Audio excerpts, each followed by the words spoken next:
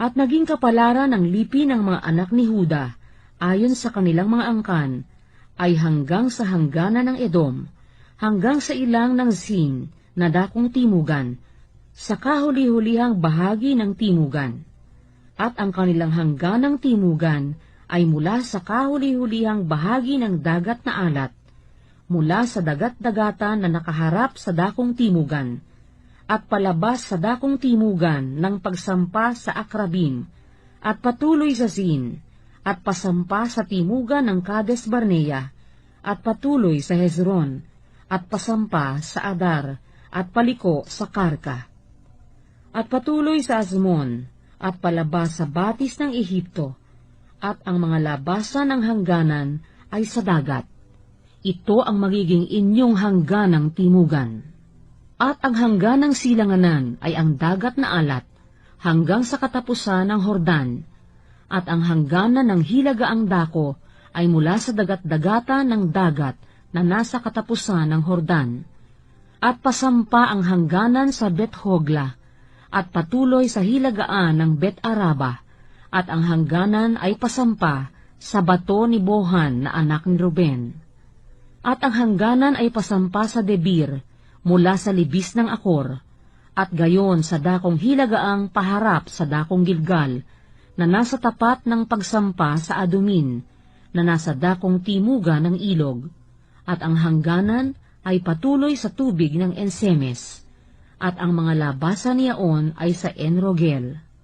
At ang hangganan ay pasampa sa libis ng anak ni Hinom, hanggang sa dako ng Hebuseo, na dakong timugan, na siya ring Jerusalem.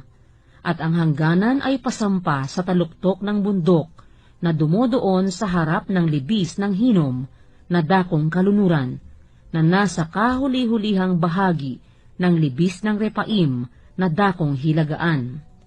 At ang hangganan ay paabot mula sa taluktok ng bundok, hanggang sa bukal ng tubig ng Neptowa, at palabas sa mga bayan ng bundok ng Epron, at ang hangganan ay paabot sa Baala, na siya ring Kiriath Jearim, at ang hangganan ay paliko mula sa Baala, sa dakong kalunuran sa bundok ng Seir, at patuloy sa tabi ng bundok Jearim, sa hilagaan na siya ring Chesalon, at pababa sa Bet-Semes, at patuloy sa Timna. At ang hangganan ay palabas sa siping ng Ekron, na dakong hilagaan, at ang hangganan ay paabot sa Sikeron, at patuloy sa bundok ng Baala, at palabas sa Habneel, at ang mga labasan ng hangganan ay sa dagat. At ang hangganang kalunuran ay ang malaking dagat, at ang hangganan niyaon, ito ang hangganan ng mga anak ni Huda sa palibot, ayon sa kanilang mga angkan. At kay Caleb na anak ni Hephone, ay nagbigay siya ng isang bahagi sa gitna ng mga anak ni Huda, ayon sa utos ng Panginoon kay Josue, sa makatwid bagay ang Kiriath Arba, na siyang Arba na ama ni Anak, na siya ring Hebron. At pinalayas ni Caleb mula roon ang tatlong anak ni Anak, si Sesai, si Aiman, at si Talmai na mga anak ni Anak. At siya'y sumampa mula roon laban sa mga taga-Debir. Ang pangalan nga ng Debir ng una ay Kiriath Sefer.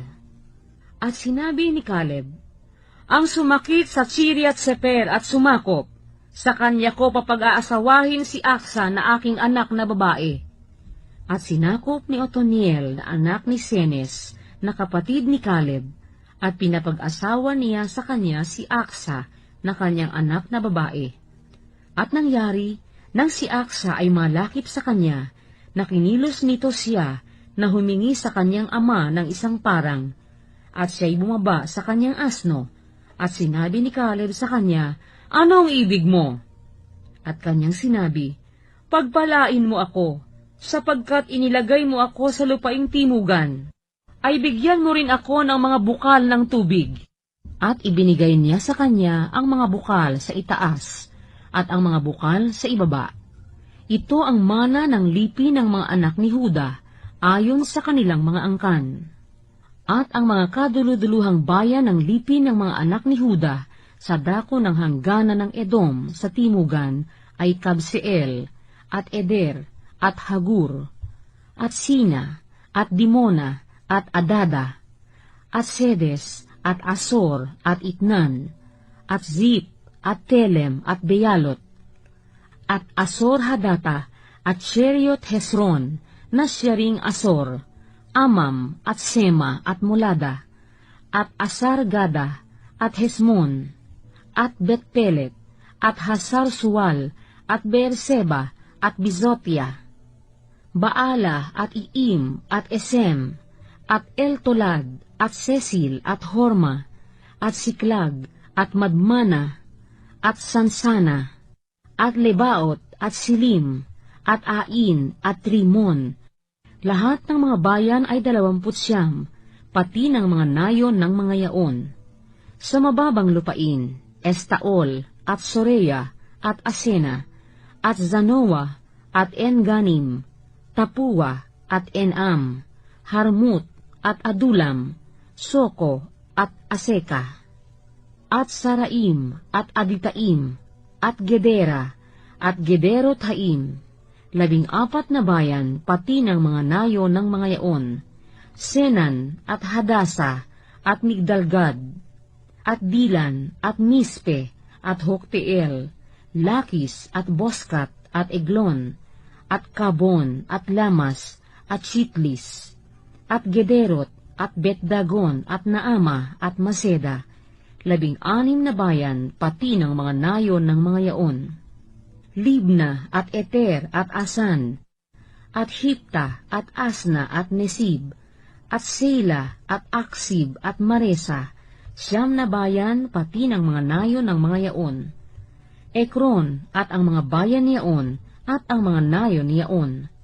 Mula sa Ekron hanggang sa dagat, lahat na nasa siping ng Asdod, pati ng mga nayon ng mga yaon.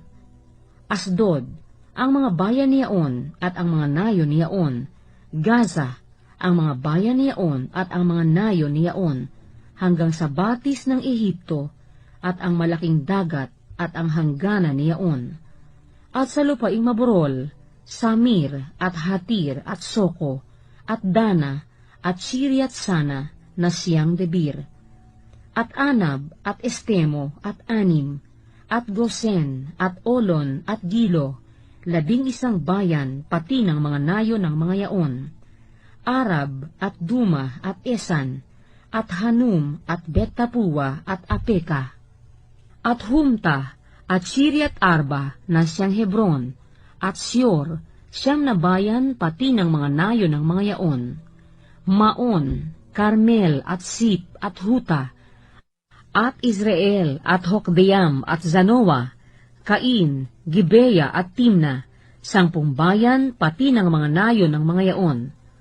Halhul, Betzur, at Gedor, at Maarat, at Bet-anot, at El-tekon, 6 na bayan, pati ng mga nayon ng mga yaon. Chiriat Baal, na siyang Chiriat Diarim, at Traba, 2 bayan, pati ng mga nayon ng mga yaon. Sa ilang, Bet-araba, Midin, at Sekhatsa, at Nibsan, at ang bayan ng Asin, at En-gedi, 6 na bayan, pati ng mga nayon ng mga yaon. At tungkol sa mga Hebusayo na mga taga-Jerusalem, ay hindi napalayas ng mga anak ni Huda, kundi ang mga Hebusayo ay nanahang kasama ng mga anak ni Huda sa Jerusalem hanggang sa araw na ito.